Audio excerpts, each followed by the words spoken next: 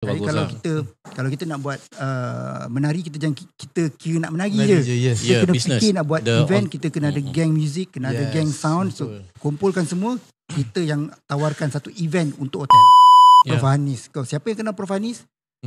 Dia punya presentation skill tak ada lawan. Terpukau lah memang dia punya. Kau masuk first impression, kau masuk kelas dia dia cerita pasal Oren Mandarin, orang Cina baling dekat sungai. Lepas tu cerita pasal randai di Minangkabau. Lepas tu aku jadi jam. Apa aku belajar ni bestnya. Dalam kita membina pergerakan untuk tari ni, kita sebenarnya membuat satu simbolik pergerakan, sama ada dia literal ataupun simbolik. Kita translate cara literal, tiru betul-betul. Dia kuih-kuih saja. Betul. Macam tu. Tangan? Tak kisahlah tangan macam mana. Ikutlah masing-masing. Tak, saya nak awak hebat nak macam mana kan. kayu ni kan. Satu hari boleh berzapin.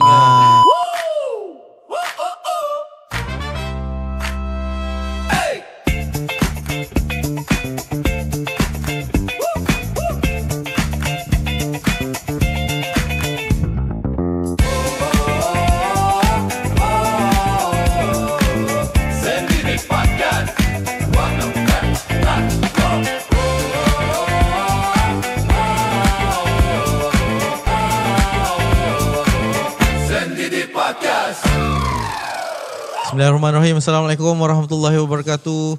Salam seni, salam pendidikan. Inilah dia Sendi Date Podcast Siri 2. Bersama saya lagi, Prof Zaharul. Prof, hari ni lain sikit tempat. Vibes dia pun lain. Tiap-tiap kali lain. Sejuk kan. Minggu ni macam sejuk je. Walaupun kat luar sana macam panas tau.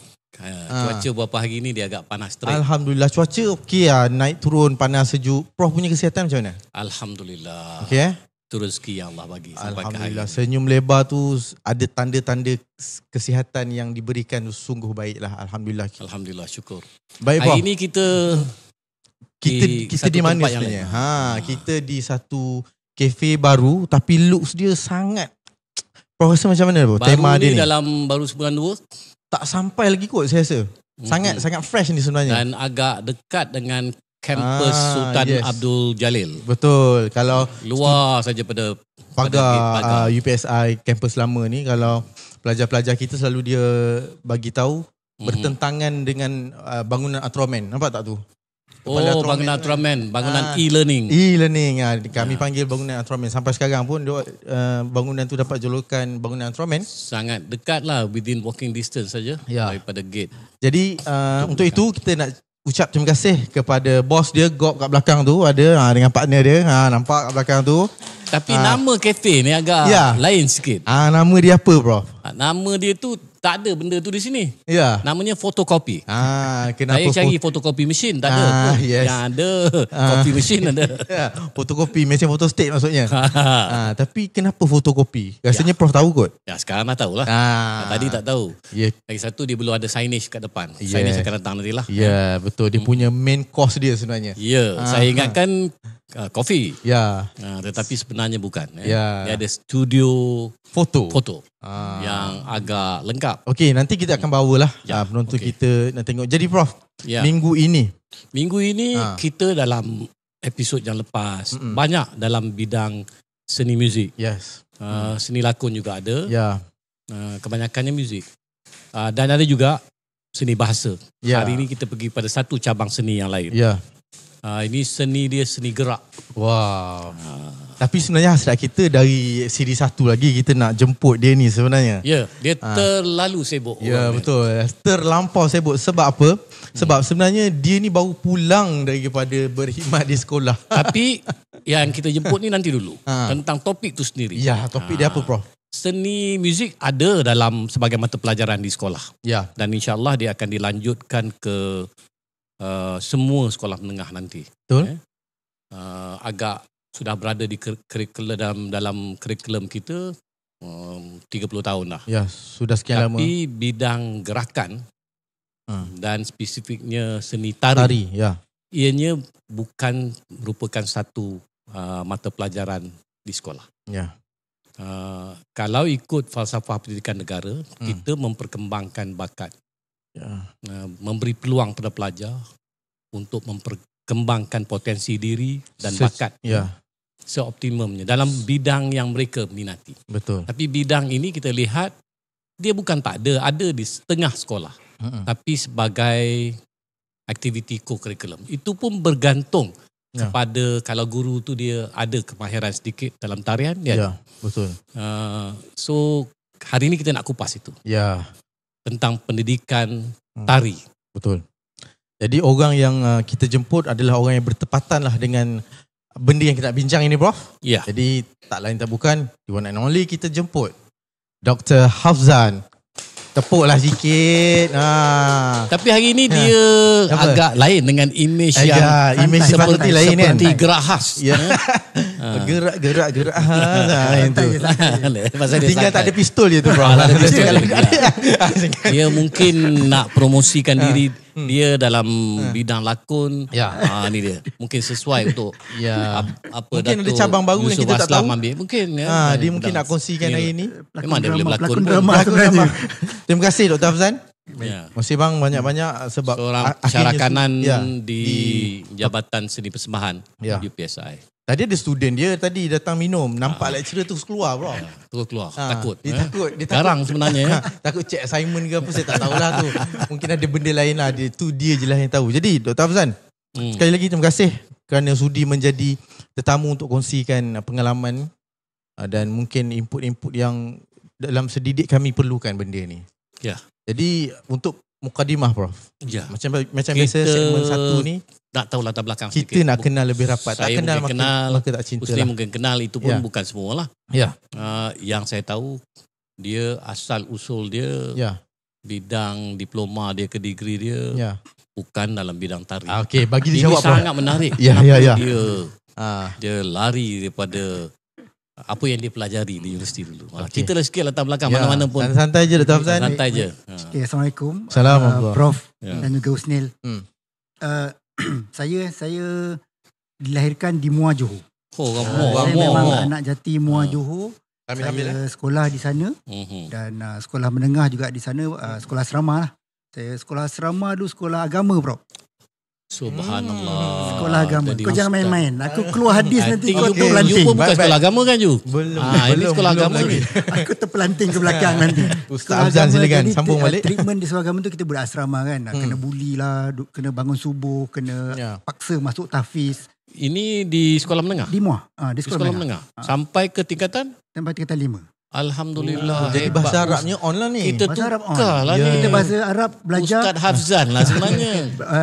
Communication dengan Arab tinggi. Arab tinggi. Arab maksudnya tinggi macam gagal. teacher lah. Gagal. Lulus lepas lah. Tahan lah. Maksudnya apa-apa aktiviti kerohanian di fakulti. Makbul dia orang panggil. Sesungguhnya yang ini memang saya tak tahu. Walaupun saya jadi dekan lama. Saya tak tengok file dia sampai ke sekolah. Saya tak tahu sekolah agama. Kalau tahu pasti baca doa. Sekolahnya sekolah menengah kebangsaan agama Ma'had Muar. Subhanallah. Ma'had Muar. Okey. Sekolah tu saya tahulah memang legend. Kalau bab nasyid Ma'had Muar on top lah kebangsaan. So waktu itu memang tak ada aktiviti kesenian. Yang ada saya aktif di sekolah cuma bersilat. Silat lah paling hampir lah dengan gerakan. Jadi waktu di sekolah tu kita bersilat dan dia ada macam kalau gamelan saron. Kita panggil saron jugalah. Saron packing. Saya macam tu. Okey. So ada saron tu, cikgu tu mengajar silat dan dia ajar kita main saron tu juga. Okey. Kan pakai nombor sama macam kita juga. 1 1 2 1 macam tu juga. So ada saron 1, ada gendang 2.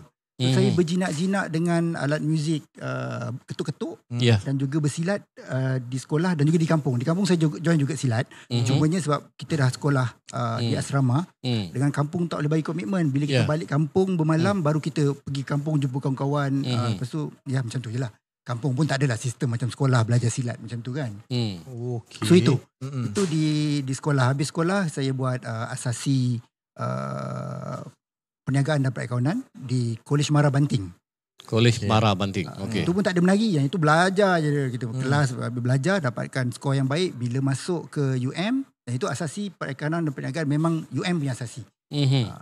Masuk ke UM, terus dalam masuk bidang perakaunan. Fakulti Perniagaan dan Perakaunan. Sebab waktu di sekolah agama dulu tu, sekolah menengah dulu tu, yelah kita belajar agama, tapi tetap ada bidang sains, bidang account, dan juga ekonomi. Saya nak masuk ekonomi sebab geng semua banyak kat situ. Tak boleh sebab kau punya result PMR bagus. Tolak kau pergi sains. Sains saya cakap betul-betul saya tak nak. Saya lari pergi akaun je dia boleh bagi. So cikgu macam tu. Dia decide kita punya kelas. Jadi masuklah bidang akaun sampai ke universiti, habis belajar. Lama Prof, saya cakap je lah biar orang tahu. Saya dulu akaun ni saya belajar bukan sebab saya suka. Sebab parents suruh. Ya, faham. Banyak yang macam tu. Ramai yang macam tu. Kita nak masuk ekonomi. Sebab geng ramai sana kan. Parents cakap kalau kau tak nak masuk sains, masuk akaun. So bapak saya cakap masuk akaun. Bagus, nanti kau boleh jadi begitu begini. Boleh jadi accountant, boleh jadi kita apa. Teruskan. Buat degree pun walaupun lambat habis, kita teruskan. Yang penting parents tapi happy. dalam keterpaksaan tu, terus jugalah buat. Terus juga buat. So bila di UM, baru saya terjebak dengan silat tempur. Oh, itu silat tempur sebagai aktiviti silat olahraga. So, sebagai aktiviti co-curriculum lah. Aktiviti co-curriculum masuk di UM. Kita masa tu peringkat wakil sempat wakil UM ke tidak? Tak sempat wakil UM. Kita selection saja. Saya tak tera pun. Selection. So saya terlibat silat di UM sikit. So bila diorang tahu saya bersilat sikit, ajak masuk tarian. So masuk tarian yang ajak masuk tarian ni masa di Kolej Kediaman 9 UM. Kolej Kediaman. Kolej Kediaman 9 UM waktu itu memang letup dia saja menang. Jurulatihnya daripada di BKL. So menang saja festival seni di Mesti Melaya. So kita dia panggil lah tak cukup penari nak travel pergi Thailand waktu tu. Nak travel tak cukup penari. So menarilah kau bawa saya pergi. Bagilah tarian senang-senang, tarian Sabah sikit, tarian Melayu. Tak ada yang susah. Zapin tu kira susah dah tu. Zapin teknikal sangat tu. Bagilah tarian senang-senang yang boleh lah kau bergerak buat tambah-tambah orang. Itu saya punya peranan. Janji dapat pergi Thailand. Janji dapat pergi Thailand. Baik pergi Thailand first time tu. Activity college. Culture shock saya pergi Thailand. Seronok betul. Lepas tu itulah mula saya terjebak dengan bidang tari. Pertama sekali saya menari di Kolej Kediaman. Maksudnya lewat jugalah. 20-an dah? Lewat. Itu dah 20 dah tu. 20-an saya pergi Thailand 2001 rasanya. Ataupun 2000 lah. No, 2001 pergi Korea. Tahun 2000. 2000, okey. So dari gerak silat, pergi ke tari Sabah, Sarawak. Yang macam-macam lah di kolej, macam-macam lah kena menari. Dah wakil kolej, pergi buat persembahan ke Thailand. Selepas itu? Graduate accountancy. Nak kerja apa Dah graduate ni. Nak kerja apa Patutnya lanjutkan jadi dengan bidang accountant lah. Jadi apabila graduate, saya waktu itu saya dah join kumpulan luar dah, menari sana menari sini, buat show, buat carma lah kita panggil. Kita cari makan dengan duit menari. Dan saya juga waktu itu oleh sebab background saya business and accountancy, tahulah kita nak set up company, nak set up enterprise, nak cari job. So saya set up company, Prof. Okay, set up company, dance company. Event company. Event company. Set up event company. So saya ambil job gamelan saya sapu. Muzik combo saya sapu. Apa sajalah yang apa saja muzik masuk sampai saya dapat engage dengan satu hotel dekat area Subang dekat airport. Sebulan direct show, kita parking semua barang-barang dekat situ. Setiap hari Rabu dan hari apa saya tak ingat. Kita datang untuk entertain orang yang baru turun. Dan kita entertain that one for throughout the 1 month. 1 bulan. Sedap yang tu. Masuk Prof. Masuk jadi bagus kalau kita nak buat menari, kita jangan kita kira nak menari je. Kita kena business. Fikir nak buat event, kita kena ada gang music, kena ada gang sound. So kumpulkan semua, kita yang tawarkan satu event untuk hotel. So nak kena pitching lah, tapi itu cerita lain lah. So habis yang itu saya dah agak berapa lama yang dengan that dance event company? 2-3 tahun juga Prof. 2-3 tahun. Sampailah kawan saya cakap, kawan saya ni bekerja dekat Berjaya Corporation Berhad, Berjaya Times Square tingkat 14. Dia kata, dia panggil saya, adik, kau nak kerja tak? Nak kerja tak? Saya cakap, boleh lah, try kan. Sebab family saya tak suka saya kerja yang macam tu. Bukan, sebenarnya duit tak nampak. Oh, betul lah. Duit tak nampak. Kau masuk banyak, habis banyak. Masuk ada, kadang bulan tak ada. So jadi mak ayah memang kita nak balik kampung, kita nak mak bapak kita nak kita stable. Dia tak ada pay slip yang tiap bulan masuk fix punya amount. Dia nak kita stable. Kalaupun awak nak bisnes sendiri, awak buka lah legal firm ke apa benda. Yang ini jangan buka event company, tak payah degree lah macam tu kan. So jadi cakap okey lah, try lah. Masuk dekat Berjaya Corporation Berhad. Lepas tu saya dia assign, dia macam ni. Company tu kan company besar. dalam satu department kita kat 314 ada yang Berjaya Land, ada yang Berjaya Times Square, ada yang macam-macam lah, kita Berjaya ada different subsidiary company. Yeah. So saya bawa Berjaya Land. So jadi kita handle issues lah. Kita duduk dekat pejabat CEO waktu itu dengan Datuk daripada Kelantan. Duduk kat pejabat CEO, kita handle issues, problem. Contohnya Berjaya ada masalah tak bayar bil elektrik. Berjaya Times Square tak bayar bil elektrik dengan TNB 14,000, kau kena settle. So itu kerja saya. So tak lama. Tu bidang apa tu sebenarnya? Unit apa? Yang itu semua orang bercampur tu. Ada yang daripada ada law, ada yang ekonomi. Tapi itu bukan kaitan dengan seni persembahan lah. Bukan, tak ada. Maksudnya kalau kita ada kepakaran, saya business accountancy, kita tolonglah kawan kita yang tengah handle masalah account. So itu kerja saya. Tak sampai setahun, Prof. Boring. Saya bingung. Habis kerja, kita ni dalam laci kita ni tarik segala voucher yang bawah company tu ada. Starbucks, 7-Eleven, kau ada dalam laci kau. Turun bawah minum Starbucks free. Bingung saya. Nak buat apa Sampailah satu profesor di UM ni, nama dia Profesor Dr. Hanafi Husin. Dia tanya saya, kau nak jadi RA saya tak? RA Research Assistant. Siapa tadi? Profesor Dr. Hanafi. Hanafi. Nak jadi RA saya tak? RA tu kenapa pula? Aku tolonglah saya pergi Sabah buat recording apa semua. Kau pandai main kamera, tolonglah saya ambil gambar, ambil video apa semua kan. Kata, bolehlah try lah. Gaji berapa? Gaji kecil pula. Yang nak bandingkan dengan Berjaya waktu tu kan gaji kecil pula. Tapi saya fikir Berjaya aku kena drive pergi kereta, parking lagi, cerita lain apa semua. Baik aku kerja kat sini gaji kecil, kereta free apa semua, nak parking tu. Okey, ambil. Jadilah RA. So bermula daripada situ, sejadi RA dan sentiasa tengok bidang tari sampai saya terbuka. Kenapa aku tak sambung belajar dalam bidang tari 2005 degree tari di UM buka. So saya tanya dekan pada waktu itu, Profesor Anis. Prof Anis ni dengan Profesor Hanafi ni geng. Selalu pergi fieldwork sama-sama. Saya tanya, Prof, boleh tak saya nak buat degree? Engkau buat degree apa pasal? Dr. Hanafi pun bengang aku. Kau nak buat degree apa pasal? Kau dah ada degree. Sama nak buat master. Mana saya reti. Saya tak tahu apa-apa. Tak apa. Prof Anis cakap, dia kata, kau masuk kelas aku dulu, kau audit kelas aku dulu. Kau dengar apa aku borak, baru kau fikir.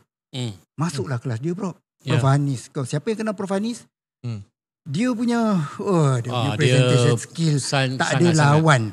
Terpukau lah memang. Terpukau kau masuk first impression kau masuk kelas dia dia cerita pasal Oren Mandarin, orang Cina baling dekat sungai. Lepas tu cerita pasal Randai di Minangkabau. Lepas tu aku jadi jam. Apa aku belajar ni bestnya. Tak faham tapi best. Dia satu membuka minda kau meletup. Dia tak cerita yang macam mana daripada sikat rambut boleh jadi gerakan tari ke apa ke. Dia tanya kita orang dalam kelas. What are you? Aku nak jawab apa Kalau who are you, kita faham lah nak jawab apa kan. I am Hafzan, coming from this and that. Betul. What are you? Jam semua orang nak jawab ni. Sampai kat saya jawab apa tau. I am what I am. Tahu tak lirik lagu apa?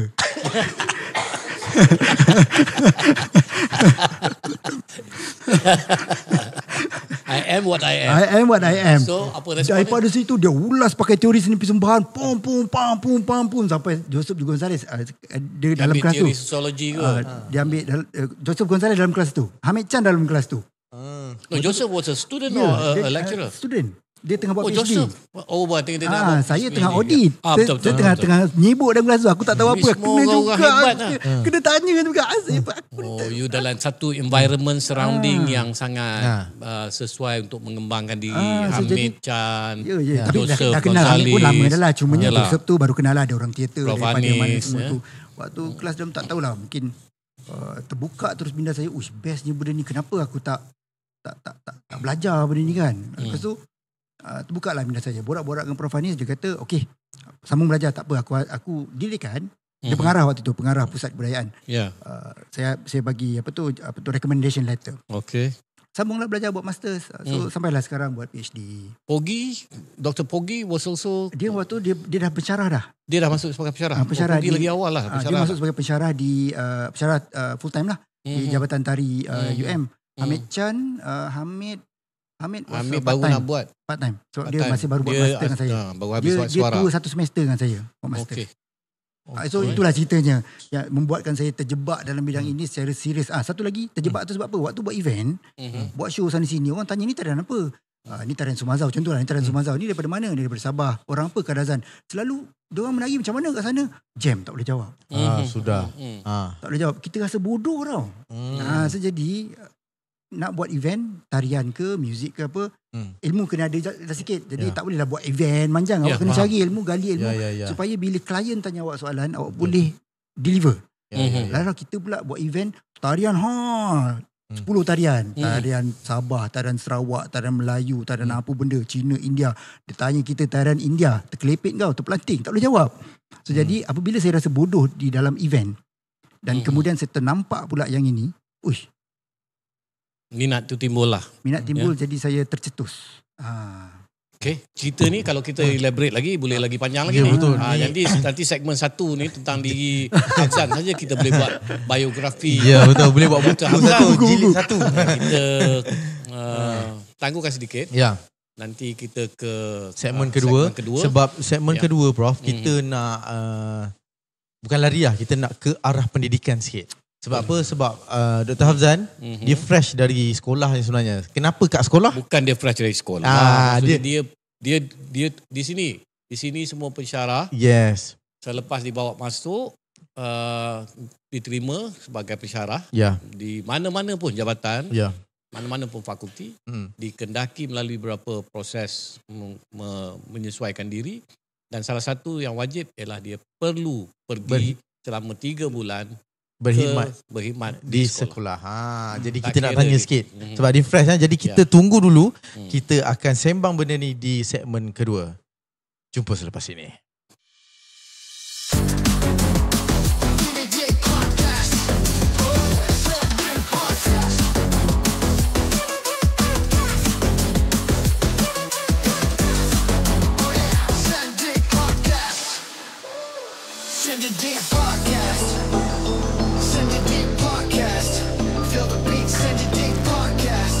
Kembali ke segmen kedua Sendidik Podcast bersama Dr. Hafzan.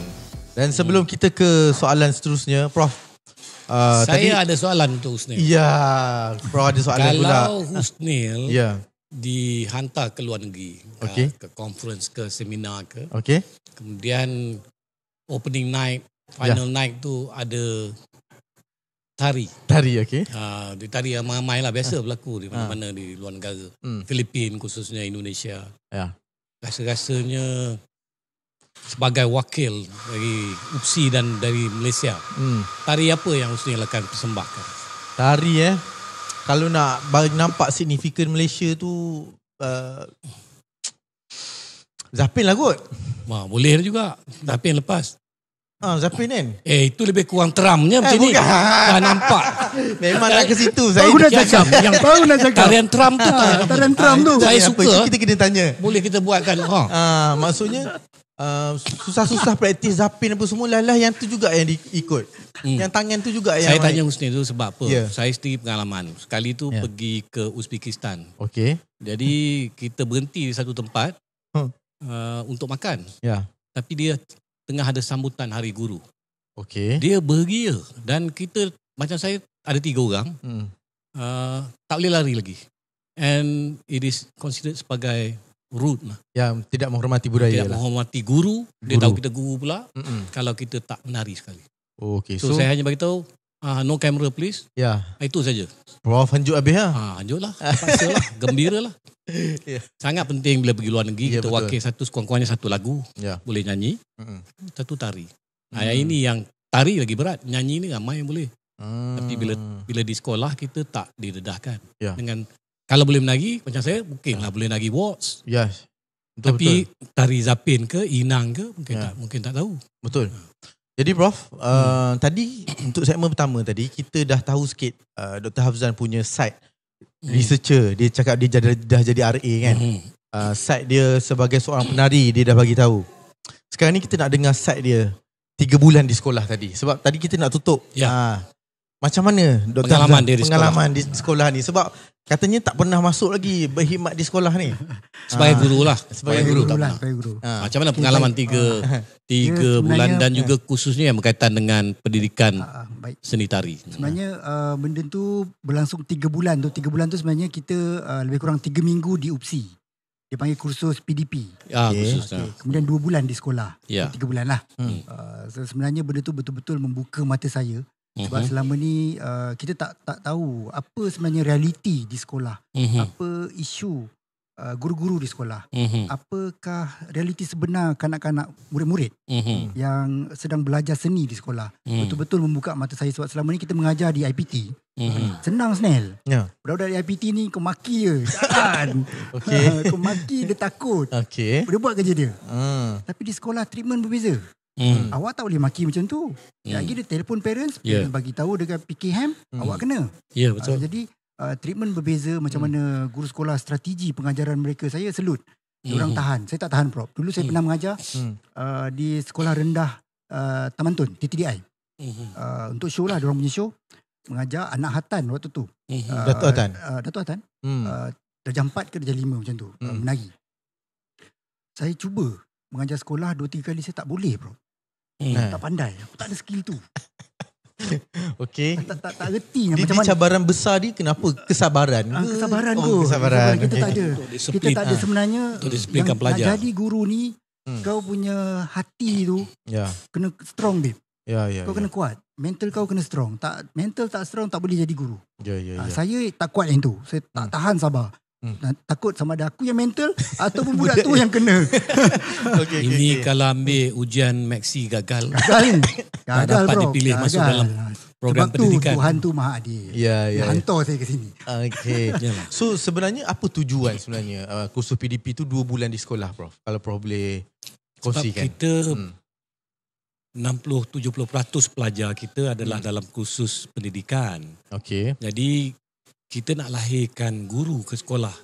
Jadi maha guru, pensyarah-pensyarah, profesor di universiti harus juga tahu realiti yang berlaku di sekolah. Jadi pengalaman yang diperolehi di sekolah itu bukan kita dedahkan di kursus macam 3 minggu tu. Tapi itu bersifat teori. Realitinya ialah pergi ke sekolah, rasai macam seorang guru di sekolah. Barulah boleh lebih menghayati apa yang teori yang dipelajari. Dan berbalik pada pengalaman Dr. Hafzan di sekolah, kita nak tahu dalam aspek pendidikan tari di sekolah. Tapi sekolah yang Dr. Hafzan pergi adalah sekolah seni. Sekolah seni, confirm agak lain lah pada sekolah tu. Aliran perdana. Memang betul. ada mata pelajaran tu. Mungkin Dr. Hafzan boleh kongsi sedikit. Sepanjang pemerhatian saya di sana, dari aspek pengajaran tak ada masalah Prof. Guru-guru saya fikir dia orang panggil jurulatih lah. Jurulatih tari.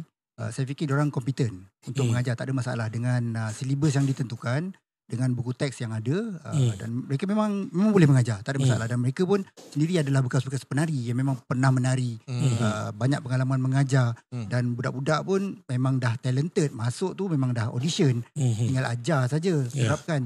Tapi isu yang paling saya fikir yang paling kritikal di sana adalah dia dah start tau. Orang dah tahu sekolah seni boleh buat show. So jadi banyak jemputan show. Muzik, tari. Teater saya kurang dengar sikit. Jadi muzik dengan tari punya show banyak. Jadi aktiviti co-curriculum tu lebih mendesak daripada kurikulum. Jadi yang pengajaran tu saya fikir guru tak ada masalah nak sediakan evidence, nak sediakan budak untuk SPM, tak ada masalah. Dia pada tapi saya bukankah petik jari je siap. Pelajar sekolah seni ni dia minat dalam bidang seni. Dan kalau ada peluang buat persembahan di luar tu lebih baik. Memang lebih baik, tetapi kalau dah terlampau banyak, baik atau tidak. Jadi dia akan mengganggu kurikulum yang sebenar. Kenapa? Sebab nak pergi buat show, dia bukan show pukul 2 kita pergi pukul 1. Tidak. Kalau ada rehearsal hari sebelum, dia akan mengganggu. Nanti kalau ada latihan lagi, so saya rasa isu imbangan lah di antara akademik, mata pelajaran akademik dengan aktiviti tambahan co-curriculum ni. Harus diimbangi. Tapi dari segi pengajaran sendiri, pembelajaran tu baiklah di sekolah. Saya ingat pelajar memang memperoleh sasiah pelajar, diorang punya kompetensi dari segi skills dan juga kognitif. Saya ingat tak ada masalah, bro. Semuanya pada saya memandai untuk pelajar pada level SPM dengan kehendak soalan SPM yang ditentukan oleh kementerian. Tapi buat masa ni peluang ialah di sekolah seni memang adalah peluang pendidikan tari ni. Dan sekolah seni ni agak terbatas. Ada di Kuala Lumpur 1, Sabah 1, Sarawak 1, Johor 1, Perak 1, Negeri Sembilan. Baru ada 6 saja. Tak semua negeri. Bagaimana pula peluang untuk pendidikan tari di sekolah arus perdana? Contohnya kalau di sini sekolah Hijauari, sekolah Methodist. Yang itu saya fikir sebenarnya itu di luar kuasa kita lah. Cuma kita boleh usahakan ke arah itu. Kita boleh cadangkan ke arah itu. Cuma isunya pembuat dasar tidak menyelami potensi tari untuk mengembangkan keupayaan murid yang menjadi lebih holistik. Untuk memenuhi falsafah pendidikan negara macam Prof cakap tadi tu.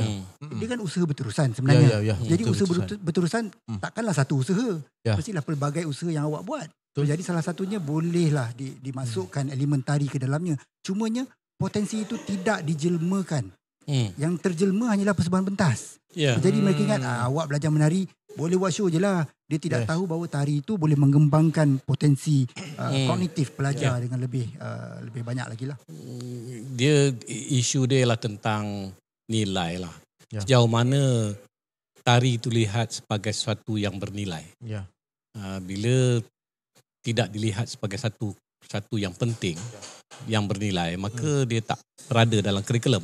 Dan pengalaman saya sendiri untuk memastikan pelajaran muzik itu berada di sekolah dan dikembangkan ke sekolah menengah terus sebagai mata pelajaran wajib, memang perjuangan yang panjang.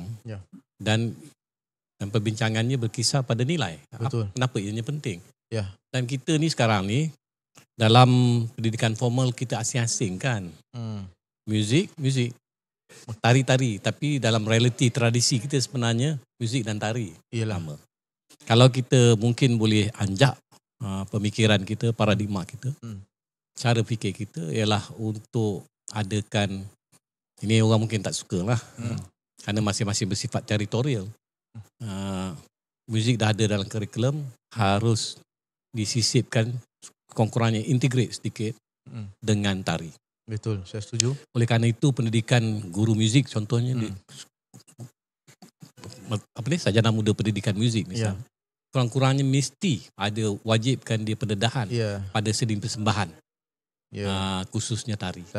Jadi dia lebih efektif. Tidak diterasingkan. Kalau dah belajar rentak zapin contohnya, kalau boleh diikuti dengan pergerakan zapin. Maksudnya asas gerak tu perlu ada, Prof.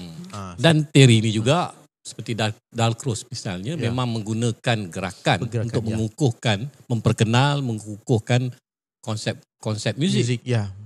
Konsep irama, konsep dynamics, konsep texture, boleh digunakan gerakan.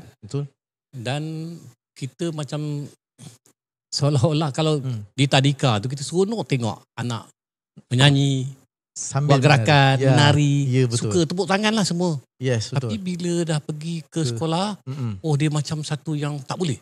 Sehingga kan contoh Perdana Menteri kita meraihkan tetamu, meraihkan tram. Hanya tepuk-tepuk tangan sedikit je, goyang sikit saja. Dah macam dosa besar. Betul. Hiruk pikuk dekat netizen. Saya rasa tu Dr. Afzan, sekejap saja kita satu dunia tengok kita punya multicultural, kayanya, penuh warna-warni. Busana kita tu menampakkan kepelbagaian. Rakyat berbilang kaum, berbagai budaya kita. Dan ada tarian. Saya rasa itu sangat bagus. Saya lihat dari sudut itu positif. Dan tak ada langsung salah bagi saya. Tetapi masyarakat kita yang kuat, tak ada yang baik. Keji saja. Mengeji, mengecam je. Ini ada kaitan dengan diplomatik. Diplomasi itu saja. Hubungan dua negara. Dan waktu dinner saya rasa kita sampai tak melupakan diri. Jadi seolah-olah bila masyarakat buat begitu, Dr. Afzan, concern saya ialah dia akan melihat tak ada nilai. Malahan lebih teruk pada itu, yang ini salah. Betul. Tak berguna, berdosa. Saya ingat tu Prof, masyarakat umumnya, orang awam lah, dia ingat apa yang kita buat ni, tari ataupun muzik ataupun teater, sebagai sebuah seni semata-mata.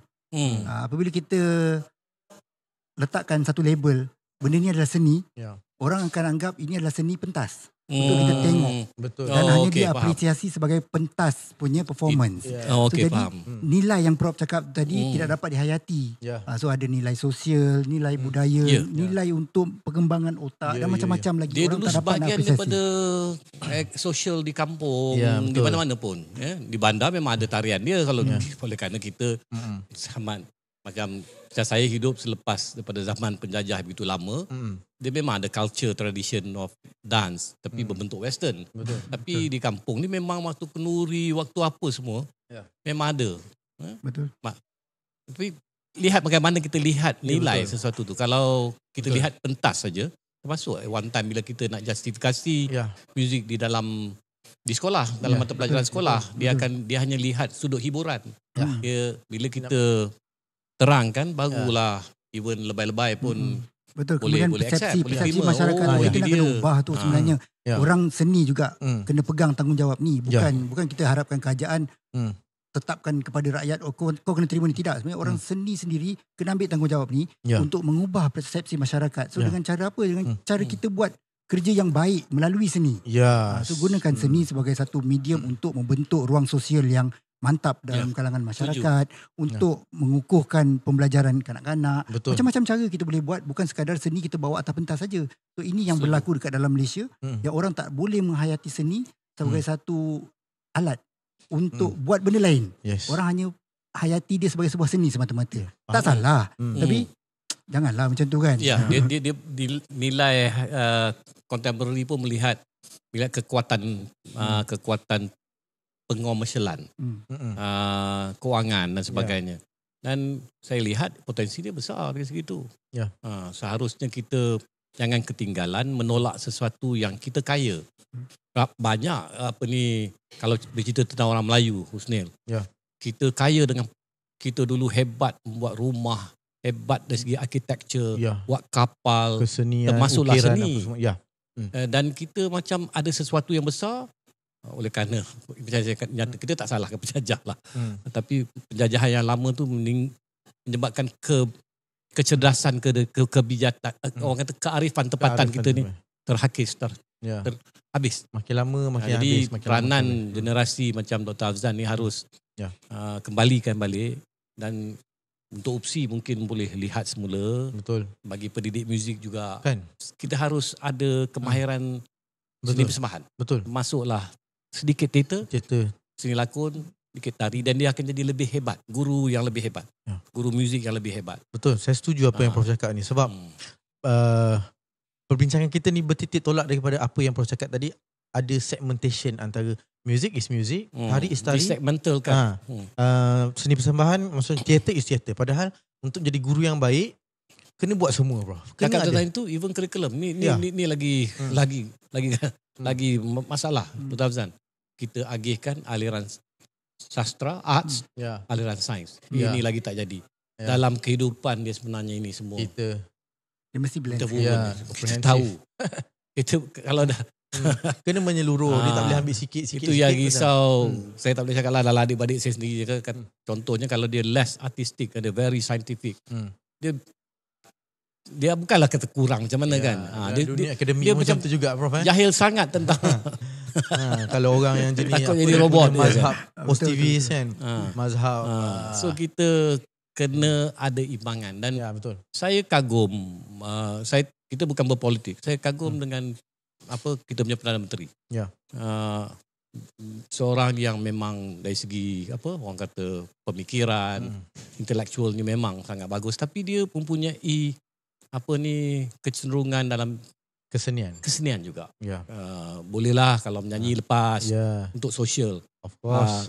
Bergerak badan boleh. Dan waktu yang sesuai dia gunakan itu. Saya rasa perlu ada seimbangan yang macam ni. Jadi jangan keras saja. Ini salah, itu salah. Saya rasa tak ada langsung salahnya malahan lebih baik. Dan berdiplomasi ni perlu kita, macam saya nyata, contoh, jadi kalau saya keras saja, oh no, I'm representing Universiti Pendidikan Sultan Idris. So I should not be dancing in this. Tak ada, saya rasa lebih berhemah lagi saya menari waktu itu. Best, Prof. Alang-alang Prof cerita pasal keras tadi, saya macam terdetik. Saya rasa Prof boleh dapat apa yang saya nak tanya. Benda yang berkaitan dengan pergerakan yang keras ni. Sebab masyarakat kita tahu orang yang selalu terlibat dengan bahagian tarian yang apa semua kan, terutamanya lelaki kan. Benda yang tak best saya dengar adalah kalau lelaki nak jadi penari kena lembut. Kita nak dengar pandangan Dr. Hafzan ni. Zaman saya dulu memang orang dia start daripada orang yang memang bersilat lah. Dan nampak macam perwira. Lelaki yang agak perkasa. Perkasa. Tapi kita lihat sekarang ni kalau bidang tari dan kalau yang masuk option tari, kebanyakan lelaki-lelaki yang agak lembut lah. Ataupun mungkin itu dia punya karakter lain. Dia atas petas ke apa ke? Saya ingat ini perkembangan zaman kot. Kalau dulu je betul Prof. Memang orang yang bersilat, yang menari. Even kebanyakan terminologi yang digunakan dalam tarian Melayu diambil daripada terminologi silat. Ada pergerakan yang dipanggil serang tepis. Serang tepis. Kemudian langkah kaki ke kuda nak macam mana. So kebanyakan itu antaranya lah. Kebanyakannya daripada itu. Even kalau tarian Zapin, saya penyelidikan Zapin. Selepas mereka berlatih silat, mereka berzapin. So, cikgu yang sama yang mengajar silat adalah cikgu yang sama mengajar Zapin. Bukan cerita dekat Johor ni, kat Terengganu. Dekat banyak tempat. Maksudnya memang amalannya memang macam tu. Orang yang bersilat dia macam ni. Orang dahulu aktiviti dia itu saja.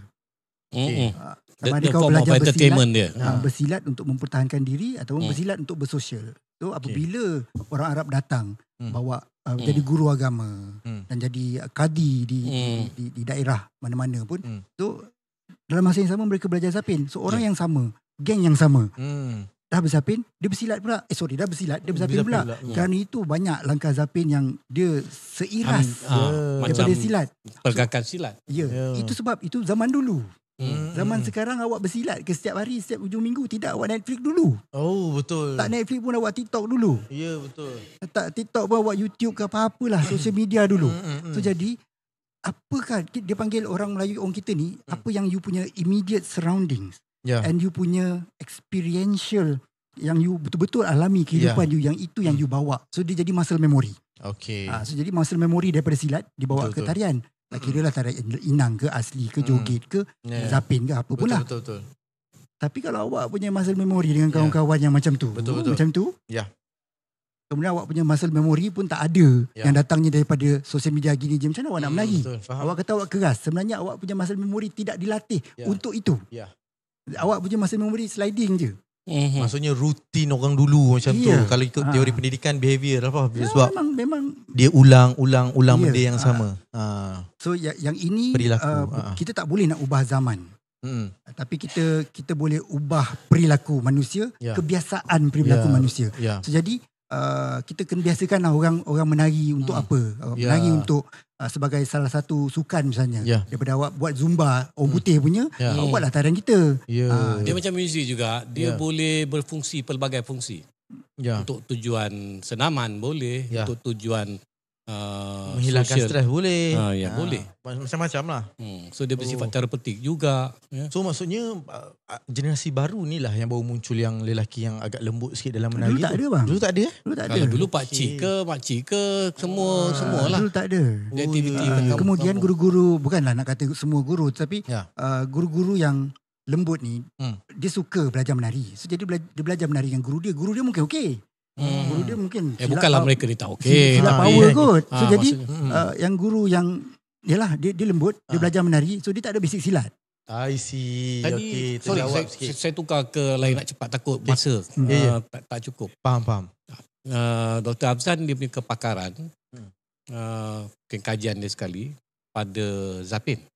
Dan salah satu yang saya tahu ialah bukan sekadar mengajar tetapi juga berkarya, mencipta. Salah satu zapin yang saya tertarik yang dicipta oleh Dr. Afzan ialah Zapin Quiz. Lama. Dahsyat lah. Zapin Quiz. Saya terharu Prof tahu benda ni. No, I orang suka lah. apa sajalah. Siapa saja. Subscribe dah saya punya YouTube. Follow Syakir pun saya follow. Zapin Quiz Kolej Agama Islam Selangor Macam silah Zapin Quiz. Mungkin quiz saya dah bagi quiz. Memang quiz. Quiz pertengahan tahun. Tapi agak menarik lah. Boleh cerita sikit. Ambil lah seminit ke cerita tentang Zapin Quiz. Panjang boleh apa? Your creation. This is your creation. Dia sebenarnya bukanlah niat nak cipta Zapin. Bila saya research Zapin, saya research benda lain. Saya research main Zapin, amalan orang kampung buat Zapin di kampung. Secara spontan, secara improvisasi. So orang main Zapin macam kita just main music. Macam kita latihan. So saya research yang itu. Tapi saya buat kerja pada waktu itu. Bukanlah nak kata saya researcher yang matang. Tapi saya serampang 2 mata, 3-4 mata. Saya practice LED sekali, etnokorologi sekali, applied etnokorologi sekali, lepas tu cultural activist sekali, semua sekali jalan. So saya harap saya pergi, aku dah tua ni, tak larat nak buat nanti, buat sekarang sekali jalan. So saya buat sambil saya cari maklumat macam mana orang di kampung membentuk Zapin. Sebab ada kawan-kawan koreografer saya di KL kata, Dik, dia panggil saya Dik. Dik, kau cerita pasal local genius ni, kearifan tempatan. Kearifan tempatan. Macam mana orang dulu dia boleh buat Zapin ni? Menarik. Tapi time tu kita kan tengah menulis, relax lu, siapkan tulisan aku dulu. Dia cerita ini local genius lah. Yelah, diorang tengok immediate surrounding, diorang tengok laut, diorang tengok ni lain dia buat. Tetapi ketika saya buat fieldwork, saya dapat data. Macam mana orang buat. Dia ada prinsip-prinsip tertentu dan ada sistem tertentu untuk mereka bangunkan Zapin mereka. Ada model di sini. Dia tengok orang Arab menari Zapin. Dia orang Melayu dengan orang Arab bercampur. Cikgu dia kan kat madrasah ke apa, menari Zapin dengan cikgu Arab. Dia menari macam orang Arab. Ketika belajar dengan orang Arab tu, bila dia balik kampung dia, dah tak jadi macam orang Arab. Dah tak jadi macam orang Arab. Dia dah bawa style dia. Ini muscle memory dah ni. So kalau dia penuri getah, dia dah style lain. Kalau dia nelayan pedayung sampan, dia cerita lain. Kalau dia pesilat, dah jadi lain dah Zapin dia. Kerana itu kita tengok Zapin ada banyak di Johor. Orang tanya, kenapa banyak Zapin? Kenapa tak boleh sama je? Kerana masing-masing ni ada rutin masing-masing. Ada muscle memory yang pelbagai, pengalaman yang pelbagai, maka siaplah. Di situ juga kreativiti boleh berkembang. Dan kemudian apabila kita cakap pasal immediate surrounding ni, orang Melayu suka tengok flora dan fauna. Tapi itu sangat surface level. Flora dan fauna yang orang Melayu pilih sebenarnya. Orang Melayu dia very selective. So sebab itu kalau pilih barang-barang yang bermanfaat untuk kita saja. Sebab itu contoh pokok kelapa kan. Dia punya batang boleh jadi apa? Dia punya buah kelapa boleh jadi apa? Semua tu jadi kelapa penting pada orang Melayu. Betul. Jadi kuis kenapa? Baru masuk kuis. Baru masuk. Zapin kuis. Ayam berapa banyak, berapa benda yang kau tak boleh pakai pada ayam. Sampai dia punya bulu ayam kau jadi baca ni lah, mukadam lah. Mukadam tu mukadam. Tahulah. Tapi zaman saya ikrok, model ikrok. Ayam penting dengan telur, dengan simbolik ayam dan telur sebagai setiap rumah tu memang ada ayam. Survival. Lepas tu dengan ritual orang dulu menggunakan ayam, darah ayam. Ayam penting dalam kehidupan. Bukan Melayu saja. Sampai di orang Iban, orang Kadazan, semua ayam penting. So, jadi ambil pergerakan ayam. Aku tak pilih kucing. Kucing bukan daripada Malaysia. Kucing dari Egypt. Kucing dari Mesir kan. Kena pilih betul-betul. Jadi perkataan pilih tu penting. Bukan ayam yang penting. Kau kena pilih dengan selektif. Apa benda ni? So, jadi pilih ayam. Jadi pergerakan ayam yang paling signifikan bukan matuk-matuk tu. Matuk tu kau nak makan je kira. Tidak, itu tak penting. Yang penting adalah cari makan. Kerana itu ada nilai survival di sana. Kuis. Dia ada kais dengan kuis. Ini kais. Kais tu depan. Kuis tu belakang. So kais dan kuis. Ruang di depan ni boleh demo ke? Boleh bangun dia demo.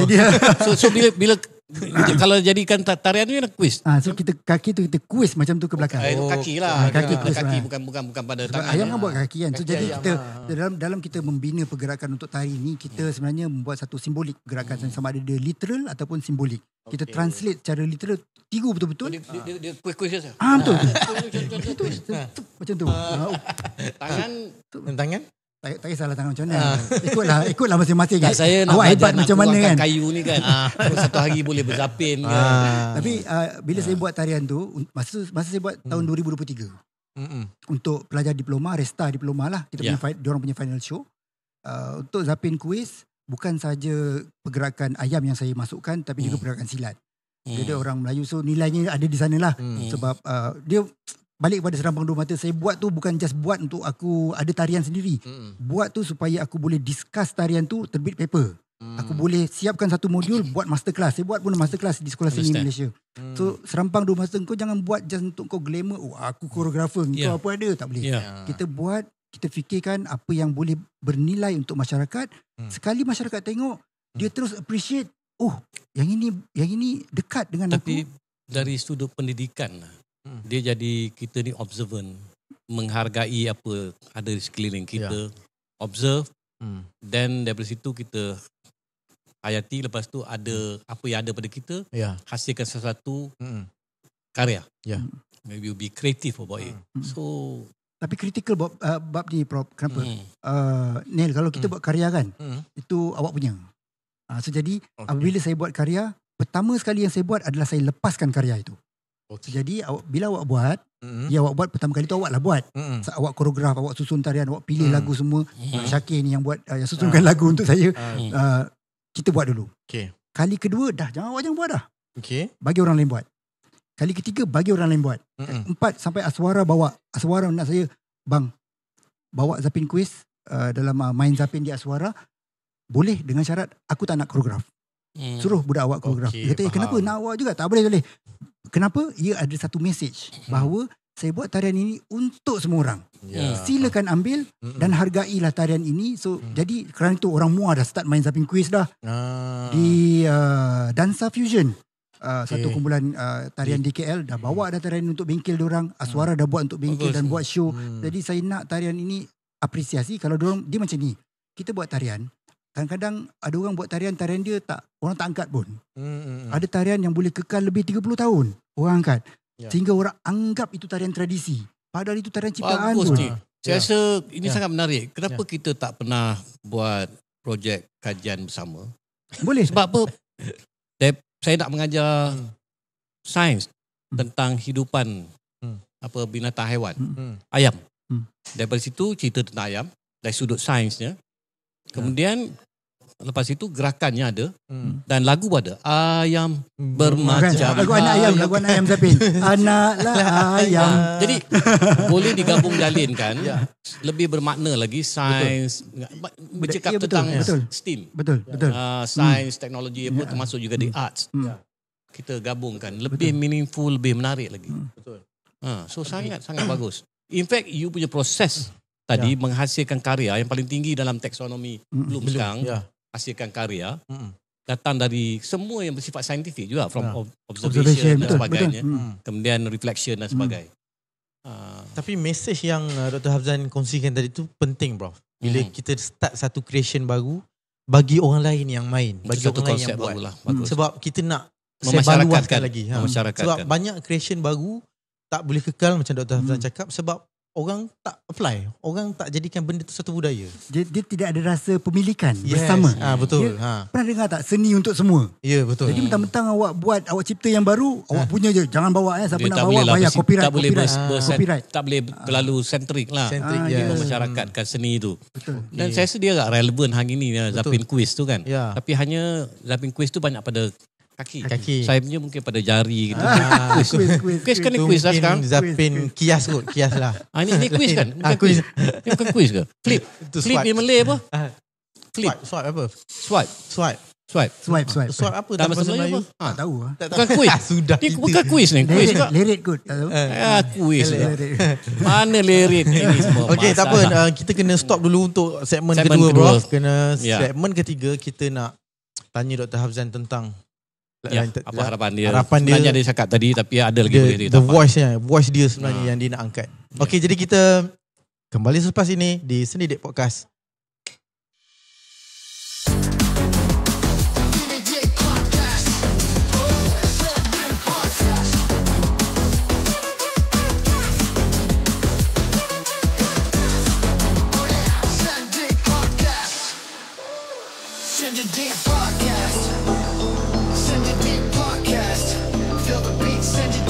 Kita kembali ke segmen ketiga Sidik Podcast bersama Prof. Zadul, Dr. Hafzan dan Fotokopi. Jadi Prof minum apa tu, Prof? Saya minum, saya punya favourite coffee ialah caramel macchiato. Okay. Tapi yang bestnya sini, saya rasa macam saya berada kat dalam kampus lah. Sebab depan ni, cermin, menghadap ke e-learning, macam kita berada dalam suasana kampus. What masih rasa sangat selesa. Kalau saya student lah, saya memang, inilah apalah saya berbelanja satu kopi, saya duduk sinilah buat kerja saya. Tapi kalau tengah hari, kalau Prof, peak hour untuk kedai ni sebenarnya, penuh ni Prof sebenarnya. Kadang kita tak boleh nak kafe ni lah. Kita berdua tea lah. Saya ni Americano. Americano nipis betul Americano dia. Ini memang orang Trump mah. Amerika. Okay. Jadi thank you untuk bos yang usahalah kita punya makan untuk kudak-kudak lah petang ni. Jadi sekejap lagi kita akan lah ronde-ronde sikit, tengok apa yang sebenarnya main course business kat kedai ni. Okay, untuk soalan terakhir Prof. Masih dalam konteks music tradisional, tarian tradisional. Khususnya tradisional. Yang ramai orang kita nampak tradisional ni sifatnya stagnan, tak dinamik, tak berkembang. Tapi ketinggalan zaman. Tapi bila dia cerita pasal Zapin Kuis tadi, Kuis pula.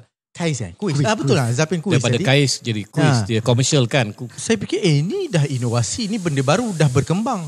Jadi macam lain pula. Dia sama je Husnil, bila kita tak mengenali sesuatu, kita tak ada apresiasi. Kalau kita ada pengetahuan sedikit, apresiasi tu akan datang. Kita boleh kaitkan dengan perkara lain, ilmu yang kita ada. Macam saya nyatakan tadi, dia boleh menjadikan satu bahan pengajaran pembelajaran. Yang boleh mengajar sains, mengajar seni muzik, seni tari, semua, geografi boleh sekali, sejarah boleh sekali dalam satu pelajaran. Padu, padat. Ya, setuju. Dan dengan cara yang menarik. Betul. Untuk konteks Zapin Kuis ni, macam mana pula tu Dr. Hafzan? Nampak orang still nampak Zapin ni tak berkembang. Tapi ada benda baru ni. Dia bukan Zapin sajalah, ronggeng, macam-macam lah sebenarnya. Kalau dalam konteks Zapin, saya cakap Zapin dululah, area saya lah. Dalam konteks Zapin ni sebenarnya apa yang berlaku dalam industri, tak kira industri yang mainstream ataupun di local practice, mereka sebenarnya tak appreciate sangat benda-benda baru ni. Kau buat benda baru, kau barulah sebab aku ni nak menjulang tradisi. Konservatif. Okey, faham. Jadi paradigma pemikiran yang mereka pegang sekarang ni, kita ni jaga tradisi. Faham. Maksudnya jaga repertoire pada pandangan mereka. Kalau ada berapa repertoire Zapin, jaga. Ada Zapin kampung Padang Sari, Zapin di kampung Tenglu, jaga betul-betul.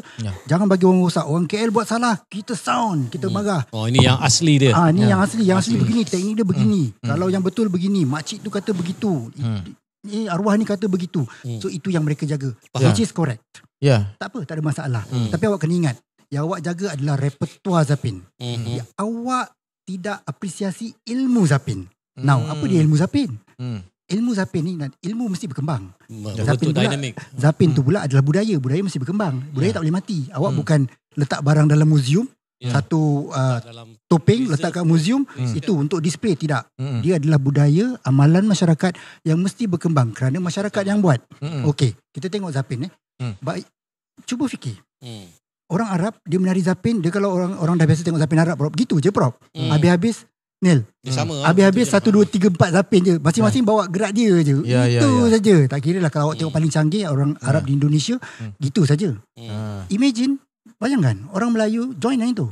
Zaman dulu lah. Tapi bila balik di kampung mereka dah jadi lain. Inovasi atau tidak? Dah ada nilai kreativiti di sana. So jadi kemudian kita tengok ada banyak pula repertoire Zapin. Dia tumbuh. Masing-masing bawa cara mereka sendiri. Setiap komuniti tu ada yang berbeza, itulah dia punya. Yang berlaku di lapangan adalah orang nak jaga Zapin tersebut. Betul, tak ada masalah, silakan. Tapi awak kena ingat, kalau tarian Zapin awak jaga betul-betul, muzik awak benarkan. Muzik Zapin Prof hidup. Lagu baru keluar, orang suka, dapat lagu baru, minta lagu baru nak bawa masuk pertandingan, minta lagu baru nak masuk. Lagu baru awak appreciate. Zapin baru kenapa awak tak appreciate? Kan.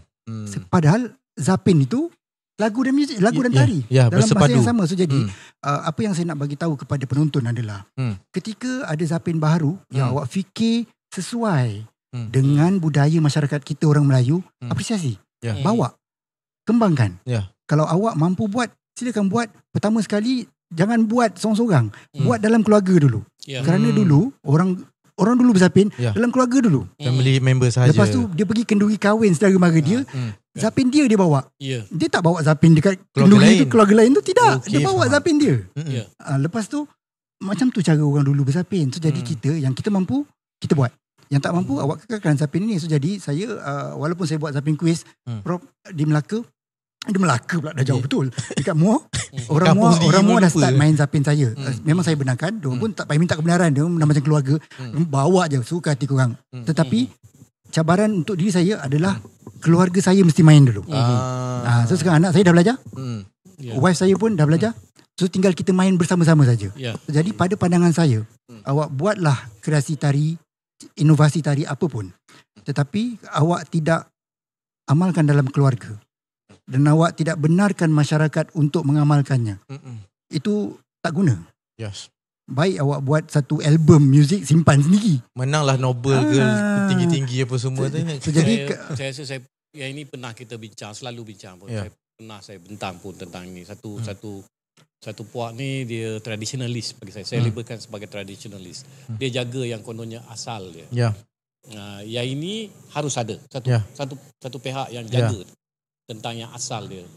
Tetapi dia harus bersifat dinamik macam saya kata, berubah dengan zaman dan memberi ruang pada anak muda supaya ianya terus segar.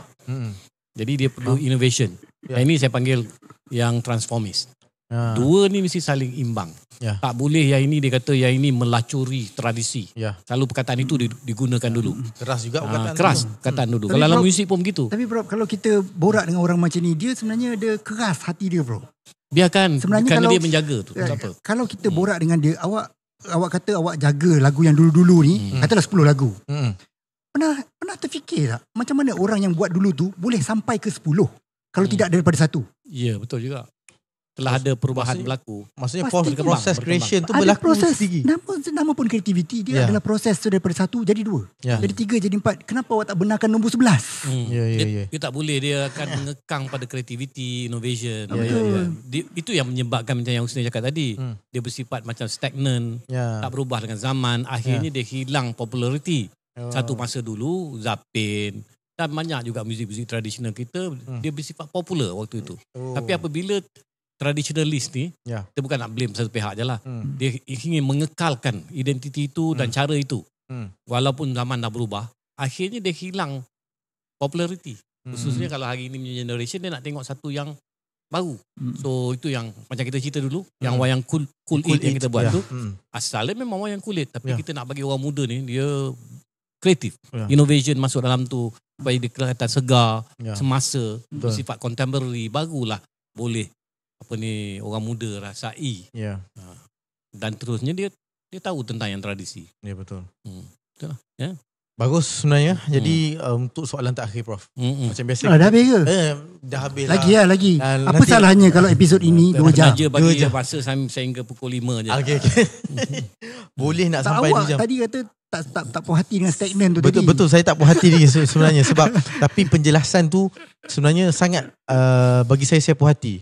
Sebab analogi yang diberi tadi, dari kalau 10 lagu yang dibagi, daripada 1 nak ke 10 dah berlaku proses 1 ke 2, 2 ke 3 sampailah 10. Tapi kenapa bila nak ada 11? Saya suka yang tu. Sebab tak pernah terfikir untuk otak kita yang masih ini orang sains, dia guna otak accountant dia. Account dia. Yang cetek ni kan. Jadi usaha kalau tiru cara aku pun nak jadi profesor juga. Itu identiti saya. Maksudnya macam mana Dr. Hafizan tengok payah orang gerakan ni. Sorry ganggu pemikirannya. Orang gerakan ni setiap satu yang dia perhati dari segi kita punya. Dia sebab dia researcher. Nanti dia akan jadi observation tau. Tarian baru. Zapin silang. Dah ada bro. Tahun lepas. Dah ada tahun lepas. Student saya buat degree. Itulah saya nak claim lah. Inspirasi cara saya duduk ni dah tak boleh ubah. Snail ya. Ramai orang kata dia agak terlalu santai kan. Betul. Tapi hari ni saya dapat satu perspektif yang sangat segar sebenarnya. Di mana tradisi tu tidaklah bersifat tidak dinamik. Tapi itulah usaha orang sekarang. Generasi sekarang dia betul yang Prof cakap. orang konservatif, orang yang tradisi, betul-betul tapaknya kita kena jaga. Sebab takkan adanya yang baru kalau tak ada yang lama. Jadi apa yang Dr. Hafzan boleh komen sikit lah, usaha orang-orang muda sekarang. Kalau tengok pertandingan, ada Zapin lagu-lagu baru, karya-karya baru, tapi tidak dengan gerakan-gerakan baru. Harapan Dr. Hafzan sebagai penutup bagi siri kali ini. Apa panggil episod kali ini? Harapan saya kalau untuk orang dalam bidang tari ni, pertama sekali kena fahami konteks inovasi itu tadi. Sebab kita ni kadang-kadang berinovasi dalam bentuk yang contemporary ataupun bentuk yang seiras tradisi. Yang seiras tradisi itu yang susah. Bila kita buat, orang anggap itu, wah ini nampak macam tradisi. Macam kita dengar lagu Zapin baru, oh ini lagu ni tradisi, boleh ni bawa masuk pertandingan, maka diguna. So kalau tarian Zapin yang kita nak buat, orang nak berinovasi kan, buatlah yang seiras dengan tradisi. Jangan buat macam macam orang lain buat yang ada nak sliding lah, lepas tu nak rolling nak lompat lah. So boleh, tapi itu pentas yang lain lah. Tapi kalau awak nak jaga tradisi, tu yang tadi saya cakap, ilmu Zapin tu tadi, apakah prinsip pergerakan tari dalam Zapin, ciri-ciri, apakah ciri-ciri pergerakan tari, bagaimanakah anda menggabungkan pergerakan-pergerakan tari, komposisi lah, bagaimana menyusunnya kan. Lepas tu semua tu fahami, belajar sendirilah. Kena ada pengetahuan asas dia dulu. Cuba-cubalah buat. Tapi kalau nak belajar boleh datang ke UPSI, saya ada. Okey. Lepas tu bila dah buat macam tu, dapatkan ulasan daripada kawan. Okey ke tidak Zapin aku ni? Janganlah kita sombong. Aku hebat, aku koreografer. Kau tahu apa? Tak boleh macam tu. Dia komen kita tambah baik. So jadi daripada situ kita belajar macam mana kita buat tarian, dan kita akan menambah wadah untuk dibincangkan dalam bidang seni tari. Jadi kalau kita buat macam yang Prof cakap, jaga tradisionalis, jaga saja repertoire yang lama ni, itu boleh juga, itu tugas kita. Tetapi dalam masa yang sama kita berinovasi lah, kita tambahkan repertoire. Kalau orang reject, tak apa, kita cuba lagi. Reject, tak apa, cuba lagi. Sebab tu orang bingung dengan saya, Prof. Kau pergi kampung buat main Zapin tradisi, pergi kampung bawa orang kampung, bawa yang tradisi jaga-jaga, lepas tu kau buat tarian baru pula. So kau ni tradisionalis ke transformis? So, jadi kita ni nak mencapai keseimbangan. Jadi kalau kita faham konsep orang dulu, dia main benda yang tradisional sebab dia faham. Dan dalam masa yang sama dia berinovasi, tambah lagu apa yang dia ada. Sebab dia ada job ni, nanti besok nak main Gedu Kahwin lah apa benda kan. Jadi orang dulu boleh buat, kenapa bukan kita? Orang dulu boleh observe, interpret, execute. Kenapa kita tak boleh? Kita lagi banyak observe. Kita dah baca lagi siap. Kenapa kita tak boleh nak execute? So jadi untuk anak-anak muda di luar sana, dalam konteks inovasi, silakan. Tapi janganlah sampai kita lari ke mana-mana. So try buat yang betul-betul nampak macam tempatan, elemen tempatan. Janganlah nak bagi nampak macam Singapura ke, Indonesia ke, Brunei ke. Cuba nampakkan macam orang Johor, ataupun macam orang Kedah, macam orang Terengganu. So jadi itu yang payah, yang belum lagi dah dicapai oleh pengamal-pengamal tari di tempat kita lah. Bagi soalan last, Prof. Panggil beria. Appointment sikit punya lama. Tengok. Dia bunyi kat sini, Prof. Ataupun mungkin Prof ada satu soalan last untuk dia. Kalau saya nak last ni, saya akan jadi 2-3 kali last. Silakanlah kalau ada apa-apa yang lain bagi saya. Okey.